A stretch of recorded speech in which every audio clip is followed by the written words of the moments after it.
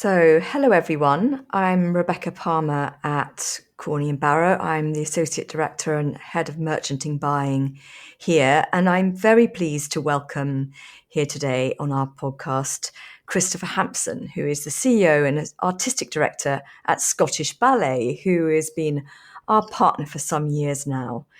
Chris, welcome. Welcome to the C&B podcast. Thank you. And can you start by telling us a little bit about yourself and your role at Scottish Ballet? Absolutely. Well, I've got the very great privilege of leading Scotland's national dance company, and I've been in post for 11 years now. And we have really built up a very diverse repertoire over those 11 years. We feature really well-known classical stories, as people might expect from a ballet company, but we're often very groundbreaking in giving new choreographers a voice. And we're also a company that is very comfortable on screens. So in 2017, we produced the world's first digital season, which no one knew what it was, least of all us. But kind of, in a prophetic way, obviously, we really needed that from COVID times onwards. So by the time the pandemic hit us, we'd been making films for about 2 or 3 years by that point. So that screen presence has really grown. But and latterly, that screen presence has mixed with our stage work in some of our works too. So exciting times. Very exciting times. And I guess going back to 2017 would be around the time that we started working together. I think our partnership is in its 6th year now. Can you tell our listeners how it all came about and how you feel it's evolved during this period? Yes, it is. The last 6 years has been a wonderful partnership, and long may it continue. I think the partnership's worked really because it's been a flow of information and learning and knowledge. It's been really wonderful for our supporters and our patrons to learn about Corney and Barrow. And I know that it's been really useful and informative for, Corney and Barrow clients and your wider family to learn about us. And I think over this 6 years, we've developed a kind of language of knowing that there's some really deep parallels between winemaking, between creating art and new work, how to bring audiences or clients with you when you're trying new things, but also building on heritage. And I think that they've made for some fantastic discussions between Corney and Barrow and Scottish Ballet. And I think the sort of final part of it is whenever we've done events together, I've really enjoyed meeting, whether it's with Corney and Barrow team or the wider family there, and our Scottish Ballet families coming together. And sometimes there's some big crossovers between those people, which has been quite fascinating for us too. But yeah, I guess a relationship of learning.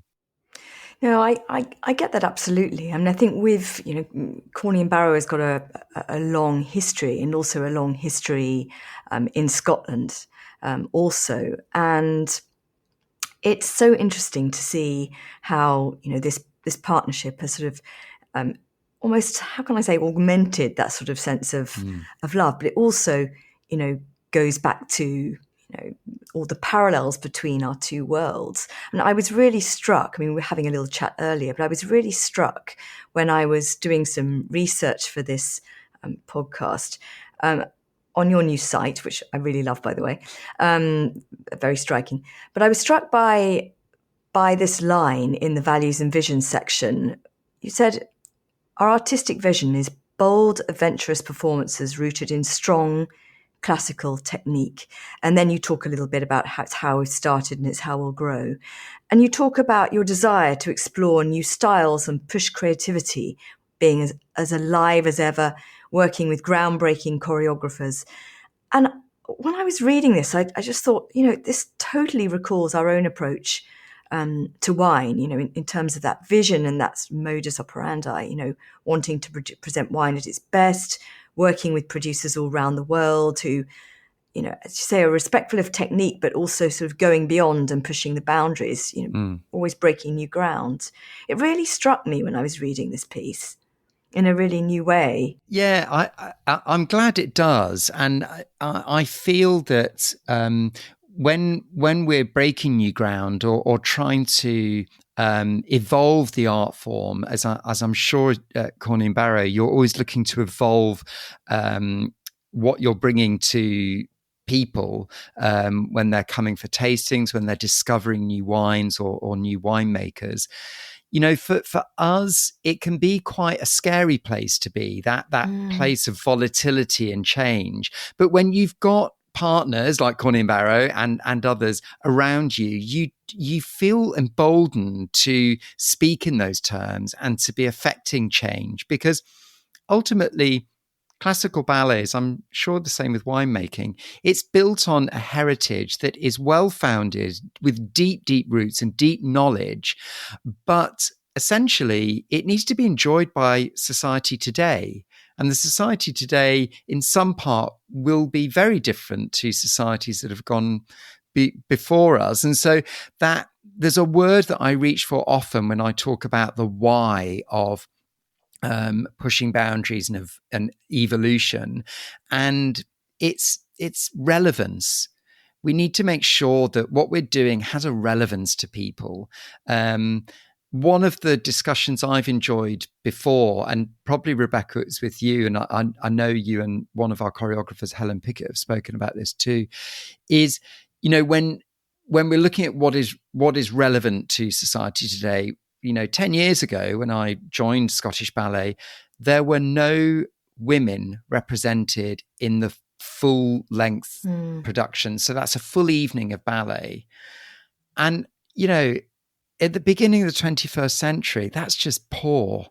And so I made a real commitment to making sure that there was really great representation and giving women opportunities and encouraging those female choreographers to be bold and to, put themselves out there and to create full evenings of work. And yeah, I'm just so delighted that's happened now. That's now part of our DNA, and actually we've got many works by women, which is fantastic. And I know that between our companies, we've talked about that within wine as well, about representation of women in winemaking too. Certainly, and it's a very pertinent, very relevant example actually, because the past few years have seen more of a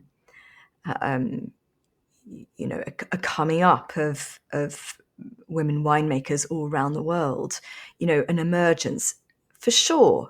There have been many talented winemakers and viticulturists around the world for many generations, but there is more of a spotlight being shone on them now.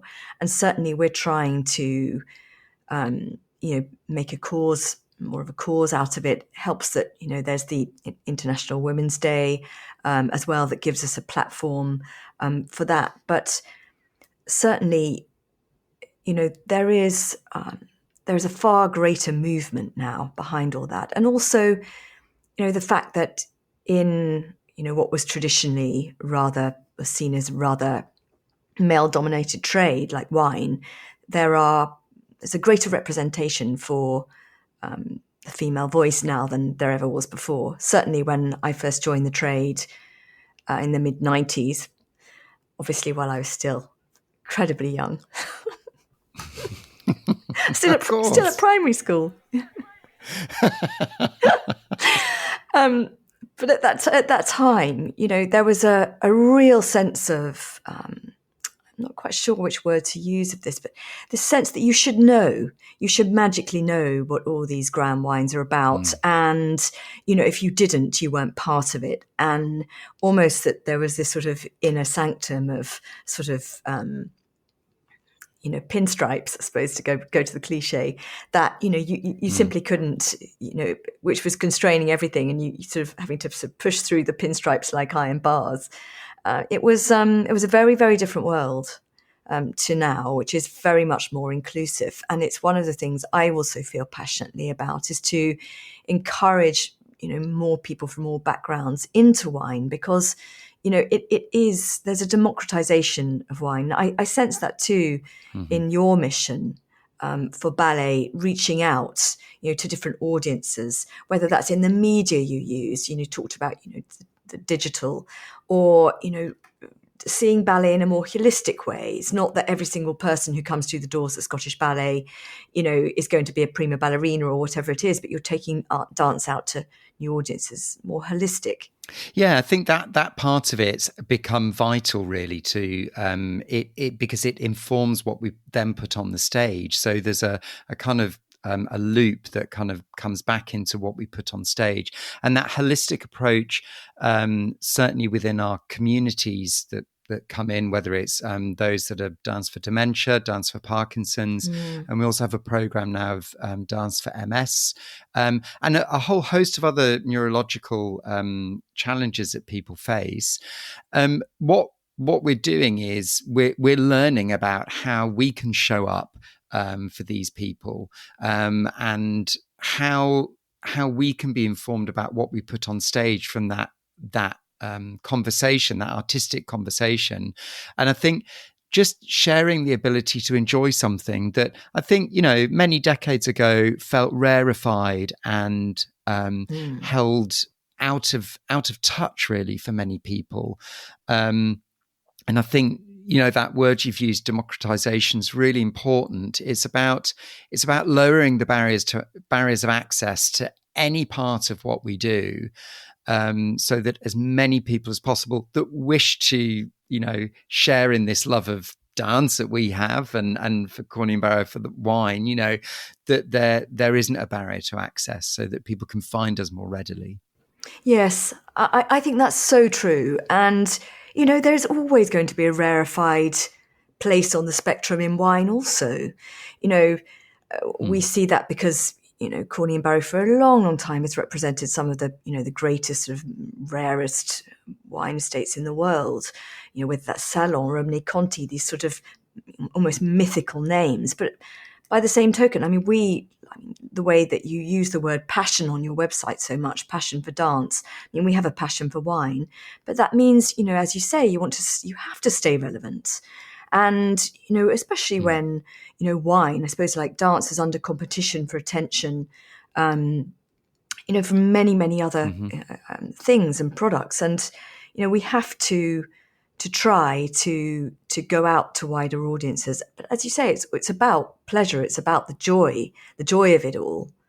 And I think, yes, the rarefied may still exist, but it can go much, much further. And it really struck me the way that you were doing that. And actually, I have your newsletter every month, and it was seems so inspiring to see that you've got this new work on at the moment, Twice Born, by one of the choreographers within your Next Generation program.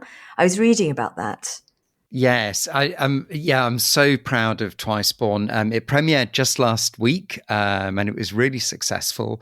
The choreographer in question is called Dixon B, and he is from East London, but he has African descent, and is passionate, absolutely passionate about creating environments on stage, creating a sense of community on stage.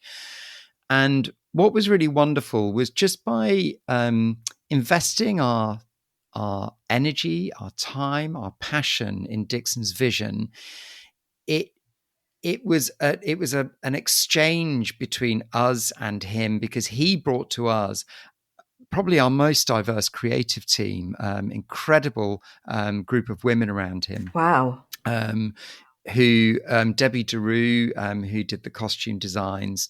We had Ruby, who created the sets, and Dixon actually created the score himself. So there was this really great sense of a coming together of creative minds, both from Scottish Ballet and from his team. It really was quite inspiring, and it required us to work in a different way. So we had to stretch ourselves as well. But then, in conversations with Dixon, our our rigor, our ability to live in a place of complexity really helped his creative process too. And I think that's part of moving any established system forward, whether that's art or winemaking. I'm sure you've got to allow for experimentation. There is the rarefied side. There is that area that is practiced, that is within people's bones, if you like, within the DNA of the art form. However, you can't just place people there. You've got to be able to place new creative voices within a world in which experimentation and playfulness is encouraged and celebrated. And then, I found with Twiceborn, we really got the best out of that collaboration.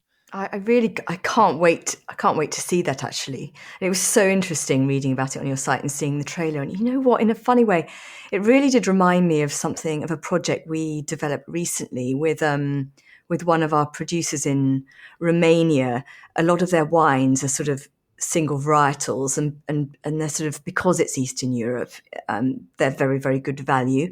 And a lot of importer distributors around the world have been working with these wines, but sort of giving very international labels to them so they could really come from anywhere. It's not an honouring of their place and of their heritage. And we decided, they have a really interesting local white grape called Feteasca Regala, and we decided we were going to do a wine for Corny and Barrow with a label that we would create. And we got together with the producer, and we have a very talented graphic designer on our team who, brainstormed everything with us, and we have some Romanians working here at Corny and Barrow, and we sat down and we brainstormed this entire project. We tasted the wine, we looked into the heritage of Romania. We found that they have a word for maidens, so again it's celebrating women, and we created on this label this reiteration of lace work that Romanian women were known to have created. And so in this we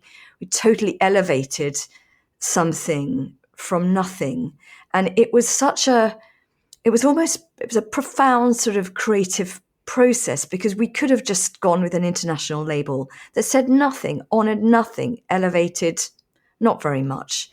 But in so doing, and the teamwork is so satisfying to see something, come from, a wine barrel or a vat, and then be transformed into something beyond what nature provided in a sort of way. And I feel that, in that creative dance process, obviously goes way beyond that also.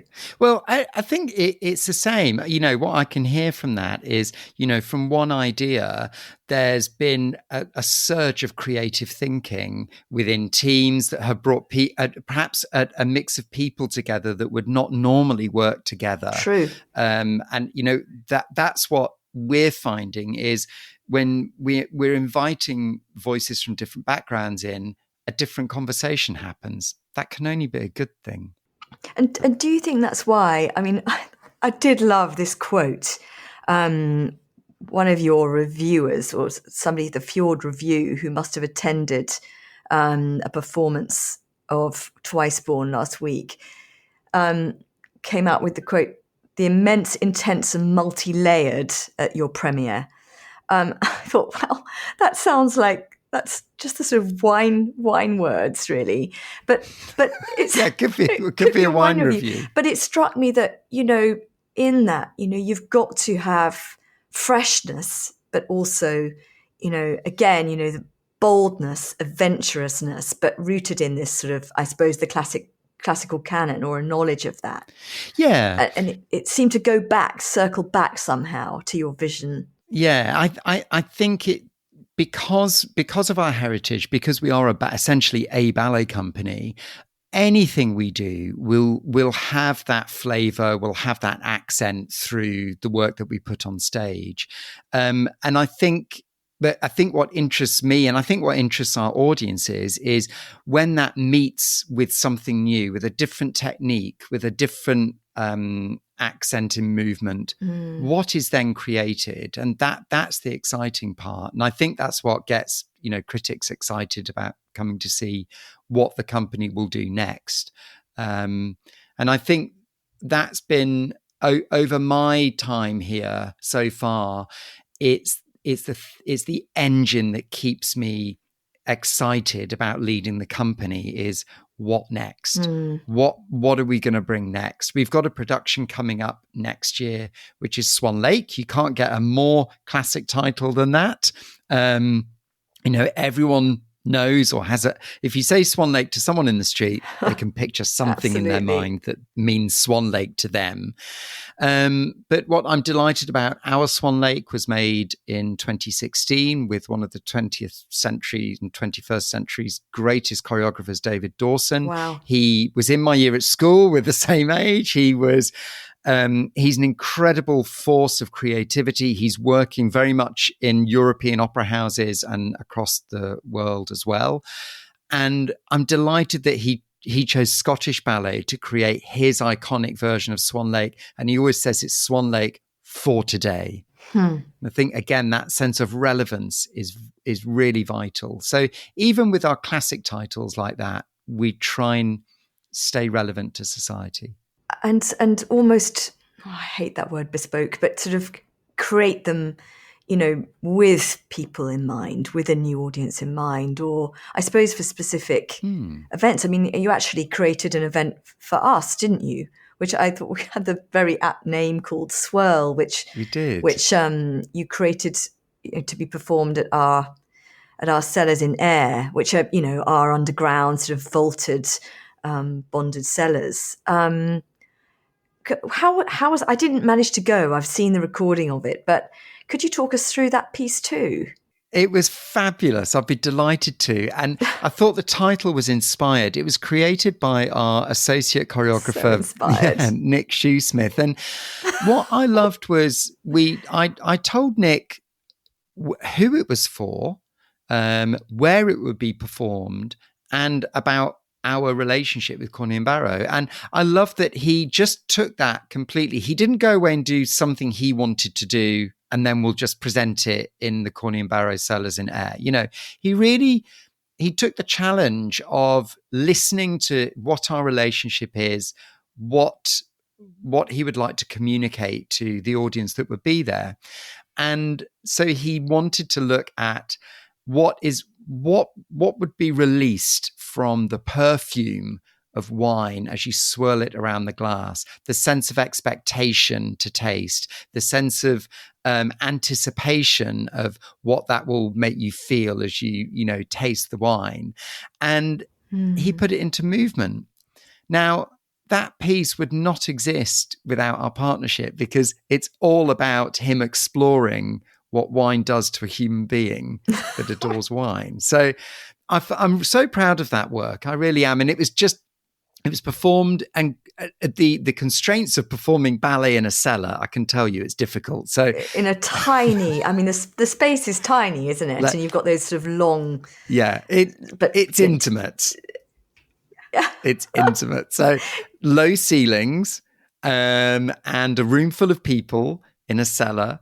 And he just decided he would just keep it on the spot so the dancers didn't move from the spot, which meant he had to work out how they would combine their bodies to make new spaces above and around them. So visceral. I thought it was absolutely beautiful. And I know that the patrons were there, enjoyed it. Yeah.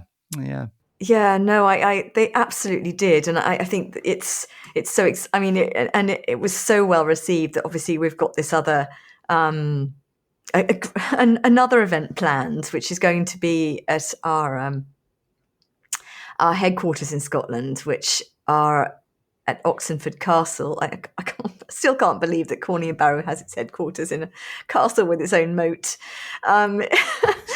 But I understand that the whole, Corny and Barrow has sort of basement portion of this lovely building and these glorious grounds. But I hear that we have actually hired the wider building, and so I think you might have a little bit more space this time. Yeah, I think, yeah. What have you got planned? Well, a few things up my sleeve. I don't want to give too much away. I think what I will say is we'll definitely have to do Swirl again, because even though we've got more space, I think just allowing people to see it, and if they know a little bit more about it as well, I think that they'll really enjoy it. But yes, I'm looking forward to bringing more people with us this time as well, so that people can get to see the rest of the company. Swirl was quite contemporary work, so I'm looking to bring something a bit more classical, just to show our roots and our heritage. So yeah, I think people are going to be in for a real treat. So this is February, isn't it? February next is. year. So Yeah. in between now and then, obviously, you've got your works at the moment. You've got you're putting on your sort of new iteration of Cinderella, aren't you? Cinders. Yeah, In the meantime, my next thing after we've chatted is I'm going back up to the studio to create this new version called Cinders. Cinders is exciting because on some nights, Cinders will meet her prince, and on other nights, Cinders will meet his princess.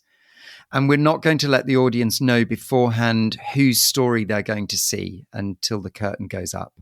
So it's quite exciting. I love that idea. So in fact, yeah, it's fun. Yeah, it's playful. It's whimsical. It's playful. Yeah. And you can keep it fresh without in any way dumbing down. Absolutely. And hopefully it inspires some conversations in families and whoever comes to see it about who gets to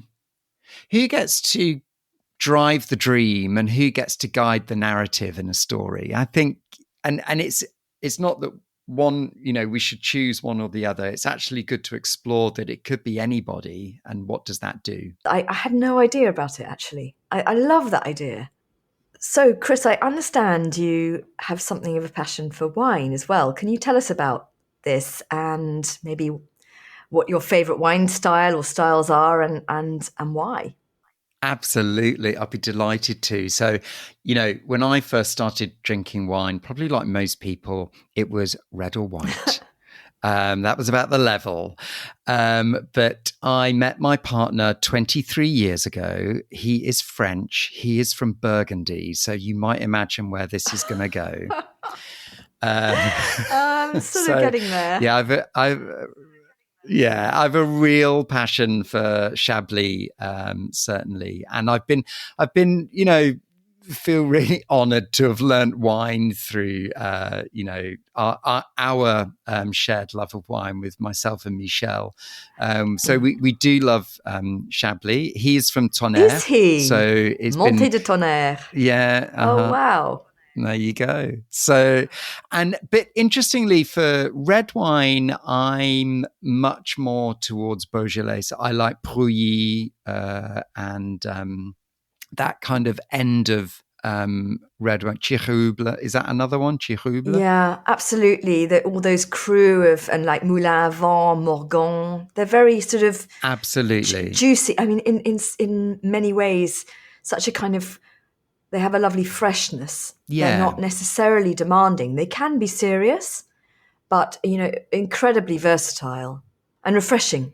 Absolutely. And I find that between those two, that balance, because some Chablis and certainly, those very complex Chablis can feel like a meal in themselves, those rich taste. So we've got that. And then we're trying very hard to discover Corsican wine because we have a place in Corsica. And so we're just sort of starting that. So yeah, very passionate about wine, but it is firmly rooted in Burgundy. Oh, well, that's a very classical canon, isn't it? It is. I hear that you're also perhaps a little bit of a fan of one of our favourite champagnes, and yes, Delamotte. The Delamotte. Absolutely. I love it. And you very kindly sent me a bottle. Thank you very, very much for that. Which were properly deserved. And so I have to say here on this podcast, I know how modest you are by reputation, but I heard that this year you had some pretty wonderful news because you were awarded an OBE for your services to dance, which I think is absolutely fantastic. You. And it was one better because it was a CBE. So... Oh, was it a CBE? That's even better. There you go. Yeah, and it was quite it was a little triptych. I got I got back from the USA tour, which was incredible, to see a letter from the king to say I'd be awarded the CBE. So that was wonderful. And I also turned 50, so I had a good year. And for my 50th, I just gifted myself a case of de la Motte. Did you? So that managed to, I've still got a little bit left, but I've been really enjoying it, It's been, what I've really enjoyed with that particular champagne is I love the taste, obviously. I love the crispness of it. I really enjoy when I share it with friends. So often what I've been doing in my 50th year is, rather than, I did have one just big bash of a party. It was a pizza and champagne party. Perfect. So just ordered a ton of pizza and drank de la Motte all night. And then what I've been... I will try to repeat this in your honor. It's good because you don't have any washing up to do and you don't have to cook. And what I've been doing across my 50th year is, just when people have either been visiting or I've been going to see friends or colleagues, I'll just take a bottle of de la Motte and say, unannounced, it's my 50th this year. Let's just share this bottle. So that's why I've been enjoying it. I love that. That is the sign of a true partnership, Chris. There you go. A partnership of friendship, but a partnership between Corny and Barrow, our favourite champagne, Corny and Barrow and Scottish Ballet. Fabulous. There can't be anything better than that. Can't be. No, it's actually my favourite champagne as well. And that's exactly what I did for my 50th, except I think it was fish and chips. Oh, that's another good one. Fish and chips and champagne. They say the more rarefied and delicate the drink, the more sort of profane you should become. And we actually launched a vintage of de la Motte's sister wine, which is called Salon, in a fish and chip shop in Notting Hill. Oh, how cool. Which shocked the press. It was about a decade ago, and it was so much fun. That's incredible. I definitely recommend that. Interestingly, I introduced Michel to de la Motte because it's Corny and Barrow, he hadn't ever found that label. So, he absolutely loves it. I was just in Corsica last weekend, did a sneaky long weekend, and they had the foire au vin. So we love just going around and seeing if we can get any good buys and good So that deals. will have been Nielucho and all those different grape varieties, presumably. Though they do have Pinot Noir in Corsica now. Okay. Because Janice Robertson had just she'd done a section about a few months ago on, because she'd found a Corsican wine that she loved, but God, it was not cheap. No. I was like, wow, that is... Production is expensive. definitely not cheap, but I'm fascinated by the foire au vin. I'll have to learn more about that. There you go. Well, it's been lovely to talk to you anyway. I'm so excited about everything that you're doing. I just need to find an excuse to come up to Scotland more and do some training for the team and then stay over accidentally when you have a performance. Please do any excuse, or just come watch rehearsals. That can often be even more fun. Yeah, absolutely. Please do. Well, thank you so much. All right. Let's catch up with you soon. Thank you, likewise. Bye. Take care. Bye. Bye now.